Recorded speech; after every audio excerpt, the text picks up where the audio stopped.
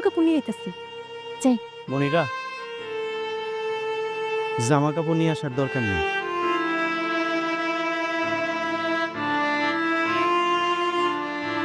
তুমি ঠিকই ধরছো, আমি পলাই যাইতেছি, কিন্তু আমি তোমারে নিয়ে পলাই যেতে আসিনি। মানে কি কইতাছো তুমি? আমি তো কিচ্ছু বুঝতাছি না। অনেক স্বপ্ন নিয়ে দেশে ফিরছিলাম,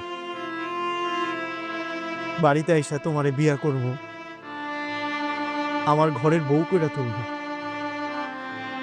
সবাই একলগে ঈদ উদযাপন করব। কিন্তু বাস্তবতা না অনেক কঠিন। এই পৃথিবীতে মানুষের সব স্বপ্ন পূরণ হয় না। আমি দুবাই চলে যেতেছি। দুবাই চলে যেতেছো মানে? তাইলে আমার কি হইব? তোমার মনে আছে মনিরা, আমি যখন প্রথম দুবাই গেছিলাম, আমি তোমারে কথা দিয়ে গেছিলাম যে আমি যখন দেশে ফিরে আসবো, আমি তোমারে সসম্মানে বিয়া কইরা আমার ঘরের বউ কইরা তুলব। কিন্তু মনিরা, বাস্তবতার চাকায় পিষ্ট হইয়া বাধ্য হইয়া এই রাইতের আধারে আমি পালাই যাইতেছি। কিন্তু পালাই যাওয়ার আগে আমি তোমার একটা কথা কইতে আসছি। তুমি কি আমার জন্য আরেকটু অপেক্ষা করতে পারবা?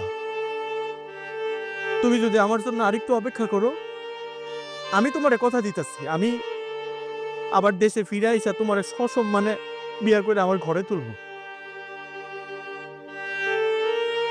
আর যদি তুমি আমার জন্য অপেক্ষা করতে না পারো, আমার কোনো দুঃখ নাই,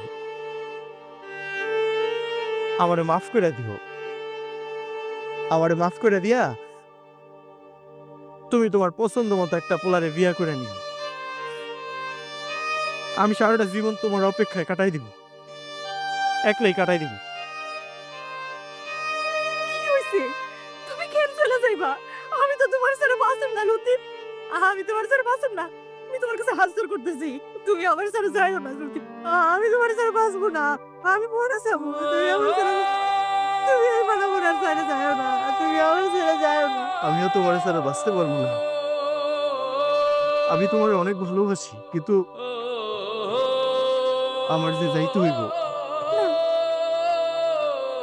আমি তোমার যাইতে দিব না। না, আমি তোমার যাইতে দিব না লতিফ। তুমি আমার সাথে যাইও না।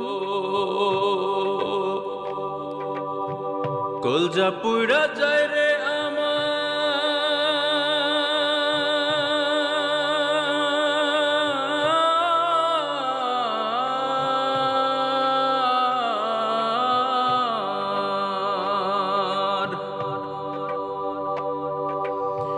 কলজা পুইরা যায় রে আমার, অন্তর পুইরা যায় এত পীড়িত শিখাইয়া।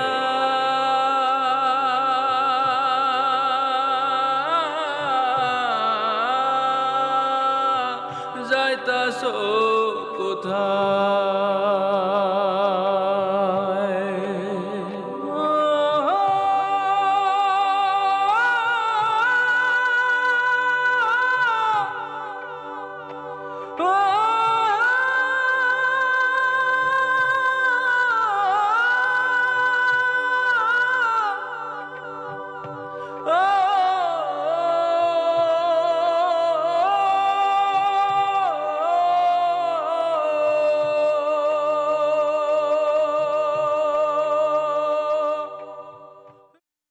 আপা